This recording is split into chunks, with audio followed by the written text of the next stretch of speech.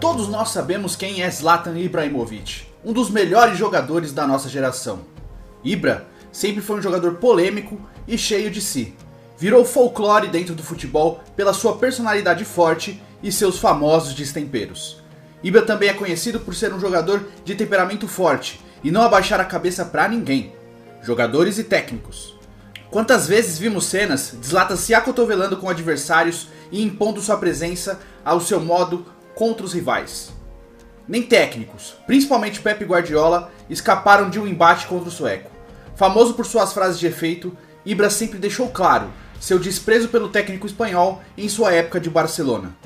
Guardiola comprou uma Ferrari e a usava para dar voltas no campo. Se era isso que ele queria, deveria ter comprado um Fiat. Mas uma história da vida de Zlatan Ibrahimovic chamou a atenção recentemente, quando o atacante Alexandre Pato, do São Paulo, ao participar do programa Resenha da ESPN Brasil, falou sobre um caso que aconteceu com o atacante sueco na época em que ambos estavam no Milan, em 2010. O caso do único jogador que botou medo em Zlatan em toda a sua carreira. Ibra era um ídolo e principal jogador do Milan no elenco naquele período.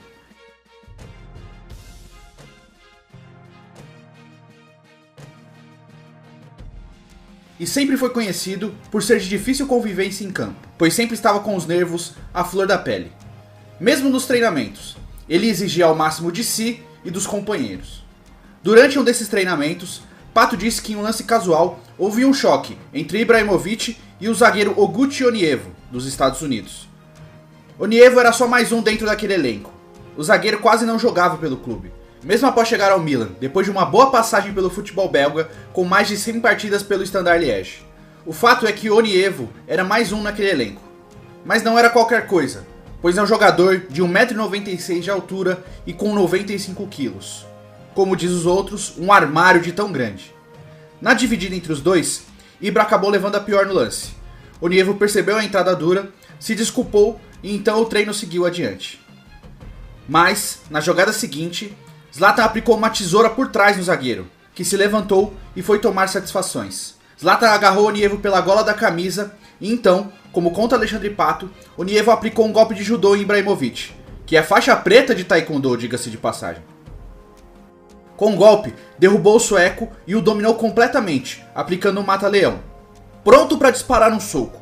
Mas inexplicavelmente, Onievo, ao preparar aquele soco, com o Ibra já dominado, respirou fundo, largou um atacante e saiu de campo. Ibrahimovic, segundo Pato, ficou com medo do zagueiro dos Estados Unidos a partir daquele momento em diante no clube. Mas há uma outra versão dessa história, contada pelo próprio Zlatan, durante uma entrevista que deu para a ESPN dos Estados Unidos no final de 2019, quando ainda era jogador do Los Angeles Galaxy. Ibra confirmou a história, que também contou em sua biografia lançada há poucos anos.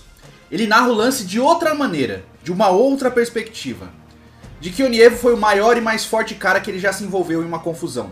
No lance, segundo Ibra, o choque inicial realmente aconteceu e que ele se vingou na jogada seguinte, que Onievo foi realmente tomar satisfações e que partiu para cima do zagueiro. Quando a briga estava realmente começando a acontecer, Zlatan agarrou o zagueiro pela gola da camisa e então Onievo começou a chorar e orar para Deus. Então Ibra ficou ainda mais enfurecido e preparou o soco. Foi então que a turma do Deixa Disso se amontoou em cima de Ibra para segurá-lo e ele não bater em Onievo. Com a confusão na hora, segundo Ibra, ele acabou quebrando 3 costelas, mas que não disse nada no momento para que isso não ficasse feio para o seu lado no elenco. O que acontece no campo, fica no campo, cravou Ibrahimovic. Mas o fato é, o treino em que tudo isso aconteceu ocorreu no dia 5 de novembro de 2010, 2 dias antes de uma partida do Milan contra o Bari, fora de casa. Ibrahimovic entrou em campo naquela partida e jogou os 90 minutos. Onievo nem no banco estava. Mas fica a dúvida, como um jogador com 3 costelas quebradas disputa um jogo inteiro 2 dias depois? O fato é que após a confusão, Ibrahimovic sempre evitou qualquer contato com Oguchi Onievo, dentro do Milan. O zagueiro que sequer entrava em campo foi emprestado em seguida ao Twente da Holanda, um mês depois. E 6 meses depois, acabou negociado com o Sporting de Portugal, e nunca mais voltou a Milão. No programa Resenha, Pato disse que Ibra tinha medo de Onievo após a confusão e que evitava se encontrar com ele no clube. Ibrahimovic seguiu no Milan por mais uma temporada, se consolidou como ídolo do clube e depois acabou negociado com o Paris Saint-Germain. E hoje veste a camisa do Milan novamente, aos 38 anos.